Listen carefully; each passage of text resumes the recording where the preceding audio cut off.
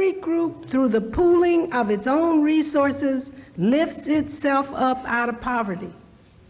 We keep expecting some other group to do it for us. It's never going to happen. All right.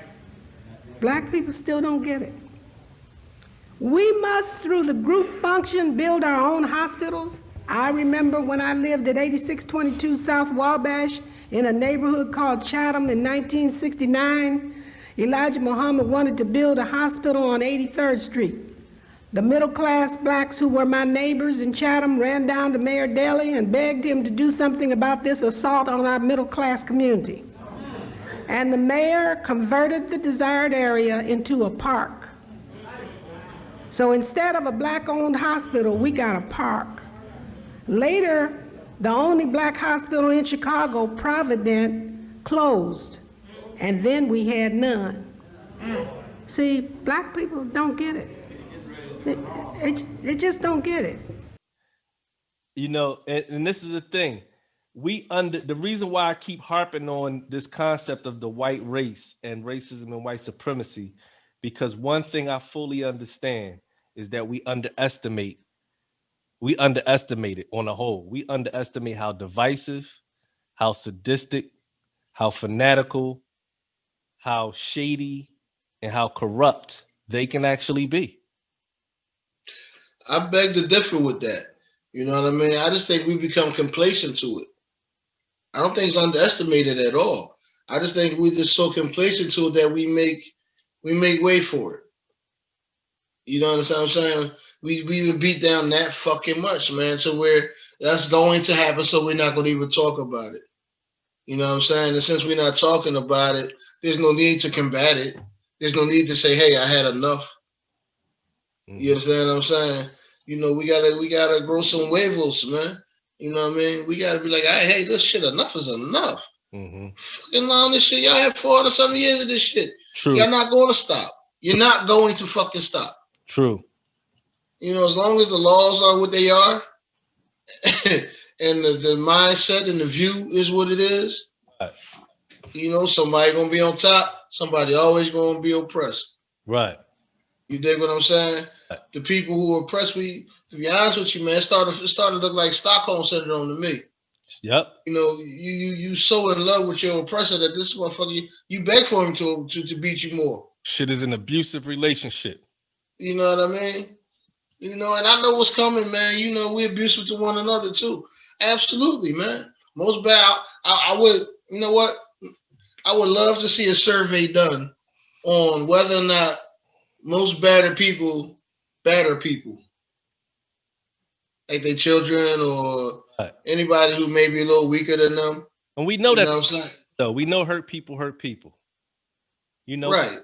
Something that we deal with in our own community, man. You know what I mean? The way some of our parents beat their children. You know what I mean? Like the way they talk to them. Yeah, talk to them. The way we treat each other in relationships. You know what I mean? We see that hurt constantly being recycled through our community. You know what I mean? And that's where you get into the subject of black on black crime and all that. Like, you know, we have been hurt and we take that hurt out on the people closest to us. Yeah, you accompany that with the fact that, you know, you're taught to hate what looks most like you. Mm-hmm. You know what I mean? That energy has to go somewhere, man. And, you know, I think, you know what? We just fucking solved it, man. Hurt people. Mm-hmm. That's why these kids is out here acting crazy. Mm-hmm. You know what I mean?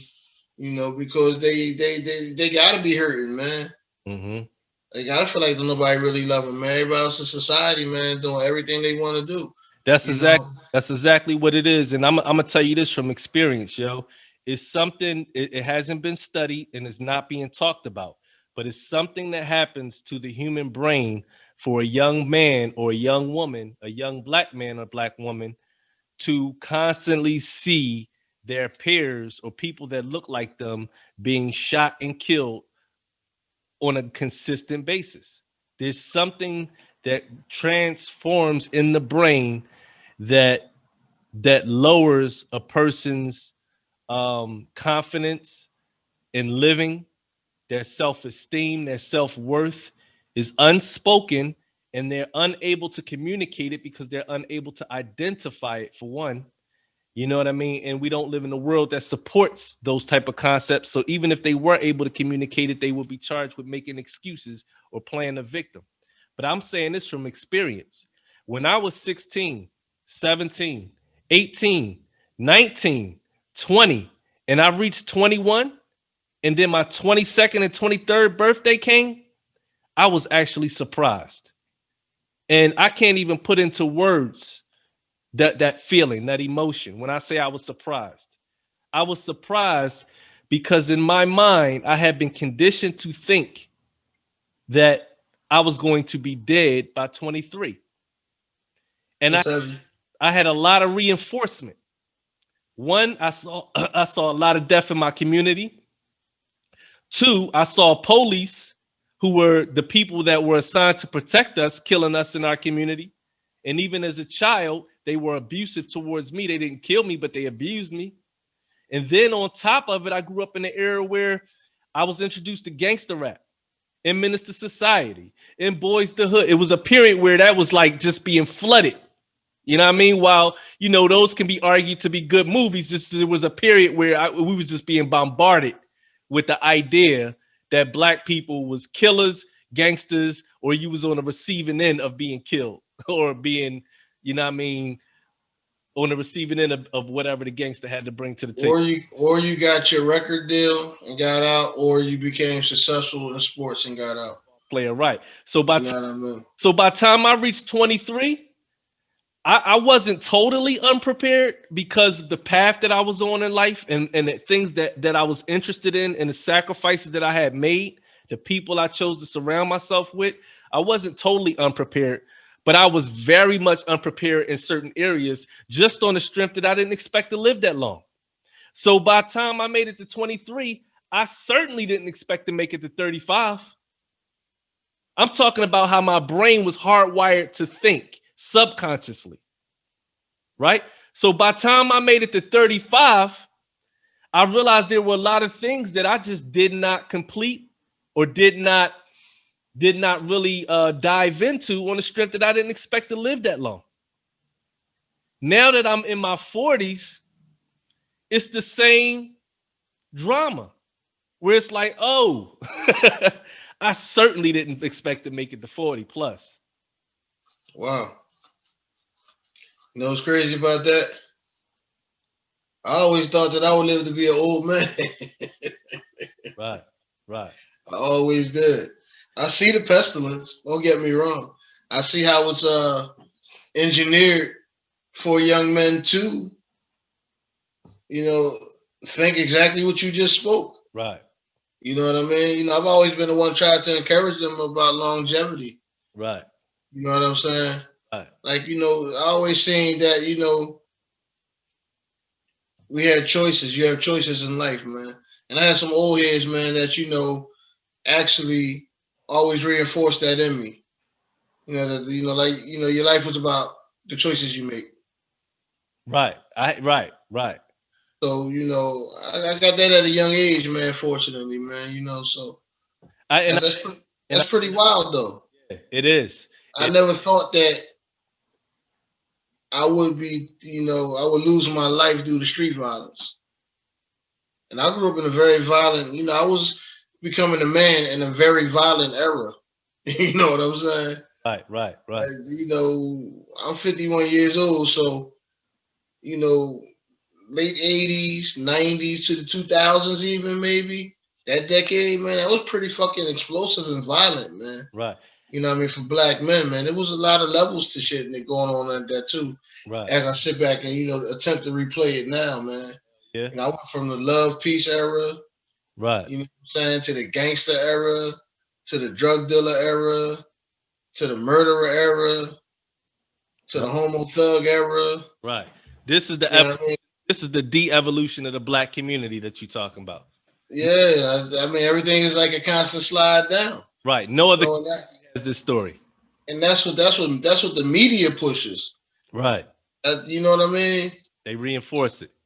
Yeah, it's you know, it's pretty wild that people can't see that.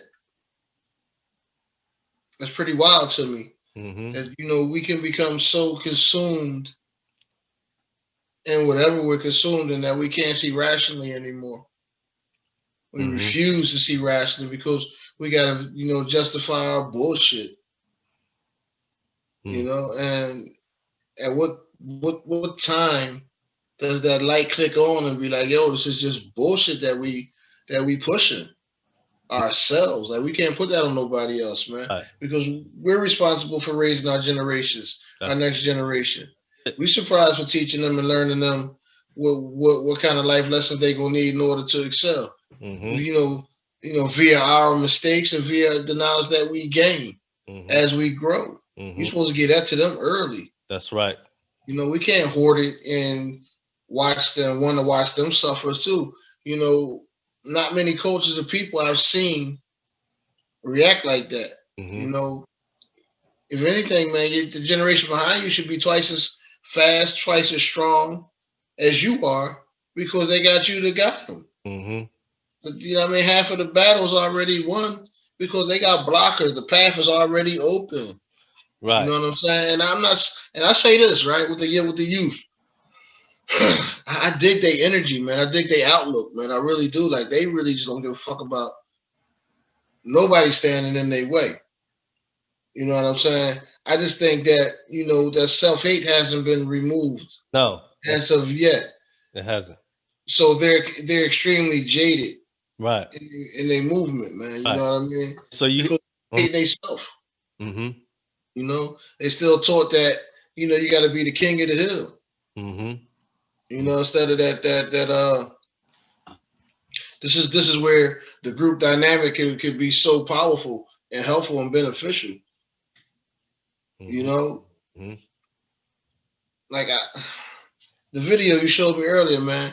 I seen a small mob of people chasing police officers. You know what I mean? I know I'm gonna take some heat from that, but I think that shit is dope because that's what you see all throughout the world when the police overstep their authority. Right. You see the crowd, the public, the common folks handle them. You understand what I'm saying? Mm-hmm. That's something that's so taboo here. Mm-hmm. It's like a Dirty Harry movie. Like, Dirty Harry can pull out one gun and stop 12 bad guys and hold them off at bay with one revolver. Right, right. It's crazy to me, man. Like, you know what I mean? My mind is like, all right, for real, nobody has to get shot. If we all move at the same time, he can't focus. It's too many targets. You know what I'm saying? By the time he get himself together, man, somebody close to him, it's a wrap. It's over. No more Dirty Harry. That's right.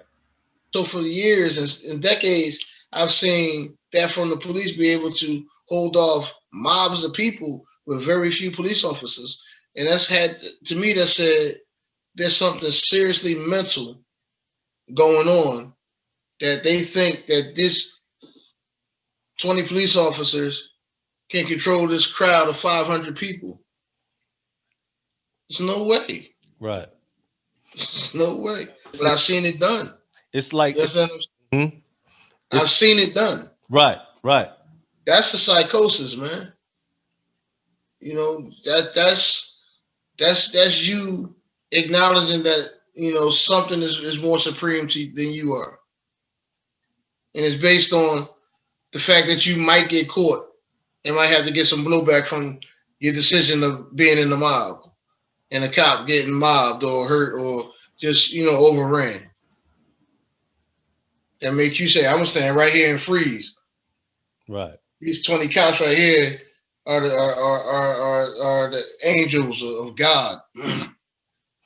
Right. And we dare not challenge them. But it only happens here in America like that, man. In other countries, man, I seen them fuck the cops. Right. Right. Real rap. Right. I seen them fuck the cops up, bro. But then you start digging into, you know, some different things like, man, you know, who set up the police departments? Who funds them? You know what I'm saying? Who gives them the nod and okay that it's okay to kill innocent people in the street? Right. You dig what I'm saying? I was watching on, I believe it was on Facebook, and it might have been something you posted, man, where two white boys got out their car, walked up to the police car. One had a lacrosse, I don't know what they call them, Yeah, yeah. I And saw. he started hitting the cop window with it. The other boy started punching it, throwing rocks at the police car window. Right. You know, I'm like, dang, man, that's pretty aggressive behavior right there. That's right. You know what I'm saying? That's right. Why is nobody shot? I don't even think they got arrested. You know what I'm saying? At least not in the clip they didn't. Mm-hmm. And then I see, somebody who's obviously, as you stated, suffering from some kind of mental something. Because you don't just do stuff like that. Right. You know what I mean? You don't just walk towards people with guns with a knife. Mm-hmm. Unless you something happened. You know what I mean? Mm-hmm. And having said that, they could have shot him in the arm. They could have shot him in the leg. What was it? I don't know how many bullets it was. Like I said, I've been kind of staying away from this. Yeah. I've been dealing with a whole separate energy today. Yeah. You know what I mean? But I want to say maybe 20-something times they shot him. Something like that. I know that's what I'm saying. They could have shot him once if they was going to shoot him, but that's another thing. They make a habit of damn near unloading their clip. You know what I mean? Yeah, well, how about a warning shot? Like, how about a taser? Right. You know what I'm saying? You got 21 feet in between you, allegedly. You got enough. He can't close that kind of distance in the time it's going to take you to why do you pull your gun first anyway? Why didn't you pull the taser? He got a knife. Unless he's some kind of trained professional, I doubt if he could throw this knife and kill one of the police officers. I doubt that. That is such a far reach. You know what I'm saying?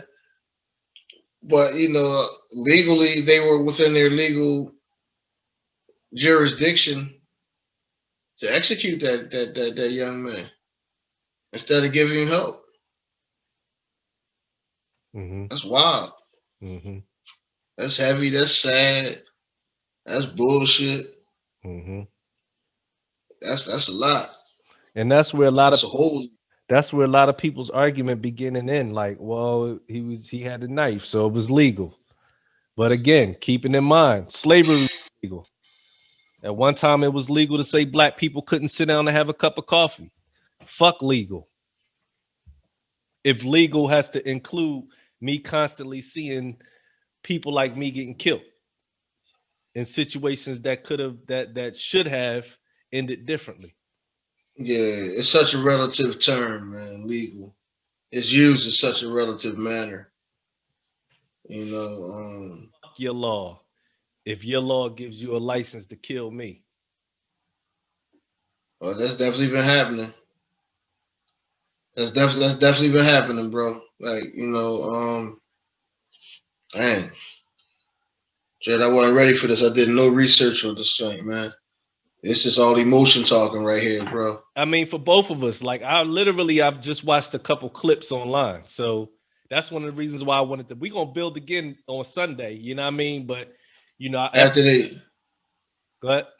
after they author their version of stuff. Yeah, right now it's emotion. That's why I wanted to get it tonight, because I wanted it to be an emotional topic. You know what I mean? Yeah, I'm sure he's gonna have had a record. Man, all that we know the routine. Maybe owe some child support. You know what I'm saying? And like we said, plus he had the knife in his hand, so that's enough to convince white America right there he deserved to die. You know what I mean? Yeah, he had a knife in his hand. He was walking towards white people. That's what I'm saying. That's part of the strategy, is to treat each incident like an isolated incident. That's a part of their strategy. You know what I mean? I'm sorry. I won't say he's walking towards white people. He's walking towards white officers. I apologize. Right. You know what I mean? Right. And goddamn, I'd be damned if you could threaten them. Oh. That just ain't gonna fly. Not like that. Not like that. It ain't going down like that. But like you said, he has some type of mental health. But that's what I was trying to describe when I was telling my story. There was a time in my life. Now I'm about to say some shit that I ain't never said before. There was a time in my life where I could have acted just like that. Matter of fact, I can't say there's times in my life where I did act like that, but the mindset that I was in, I could have easily acted like that. The reason why I say I can't say I did because I didn't have a weapon on me. But there was times in my life where because I was taught that because my life had been devalued, because I was convinced that I wasn't going to live long, that I wasn't supposed to live long.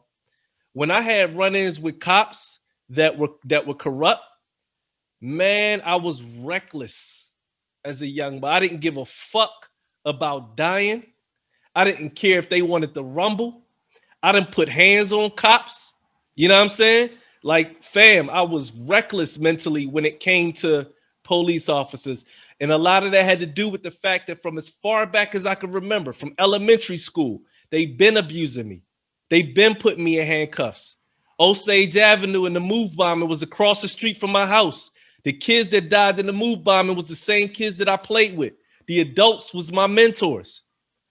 So I grew up under police violence my whole life. So by the time I became a teenager, that I understand the psychosis that he was dealing with. Part of it anyway. That switch that flips when you standing in front of your enemy. Those two white men might not have been specifically his enemy, but the concept of constantly having somebody's foot on your neck and these two people representing that foot on your neck, seeing your people constantly be killed, there's a switch that goes off when you no longer care about your own life. You don't even care about your own life. All you see is that moment and the opportunity to get at your adversary. It's a very psychotic place to exist in. Yeah, well, I hope they don't use that as his defense. Because even niggas gonna be like, yeah, I understand that nigga wasn't crazy. He was finna fuck them up. They had to shoot him. You know what I'm saying? Right. I mean, no, but all jokes aside, man, I've been in situations, man, where I wanted to, do some things, man. And not just the cops. Like, you know what I mean? I'm a little more universal with my love. You dig what I'm saying? Right. But, because I honestly subscribe to the notion that certain people shouldn't be here. Certain people are just that much of a scourge that they do not have a purpose in existing outside the fuck everybody else shit up. I know one or two. Right. So, I feel the sentiment is what I'm saying. Right. You know what I mean? Yeah, I've been in that position, man, with like, fuck it. I'm gonna tell you a story, man. I was walking down the street from work, man, right? Me and my brother, we was had just rolled up, man. We walked down 19th Street, man, right off of Allegheny, right? So we burning one, man. And he was like, damn, the cops at the next corner and shit. I ain't paid no mind, bro. Like, I'm like, I got a fucking L, like, you know what I'm saying? We got work IDs hanging from my pants. You know what I mean? All kind of. You can tell we ain't no young boys, like, you know what I'm saying?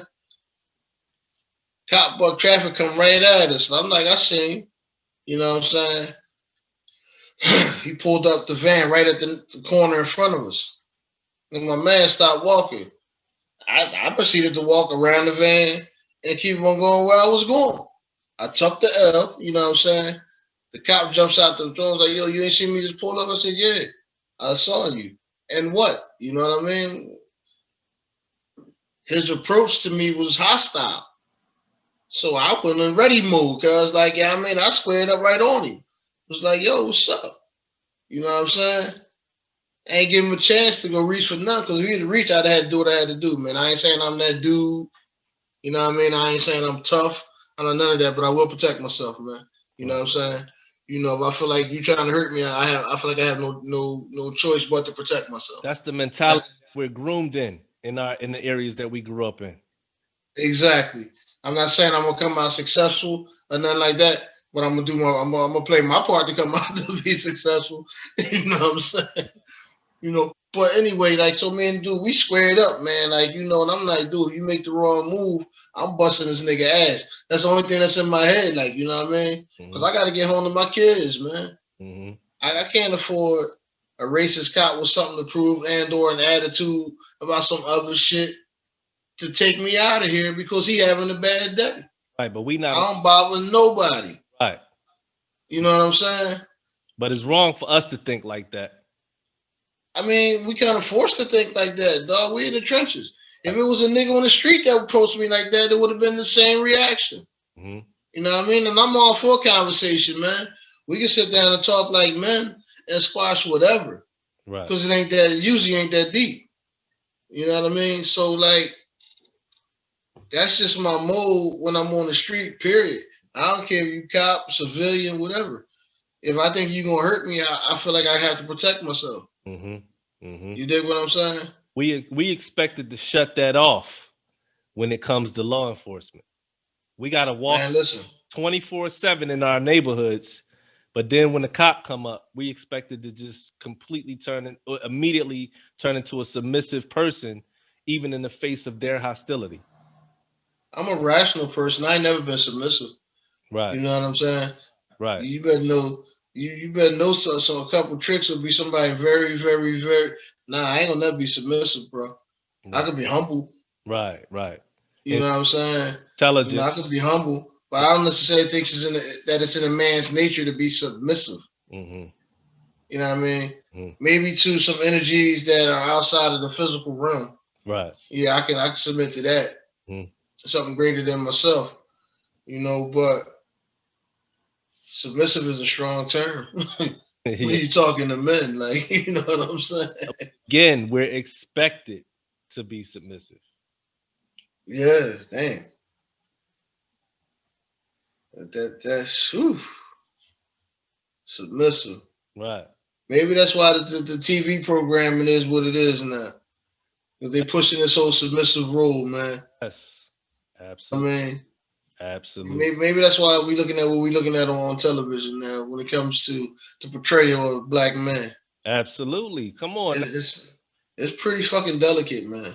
We live at a time now where the only way you can survive as a black man, according to their illusion, is if you are submissive. That's the safest space for a black man right now in their reality, in their world, is to be completely submissive. A submissive black man. What does that mean? Who's a submissive black man?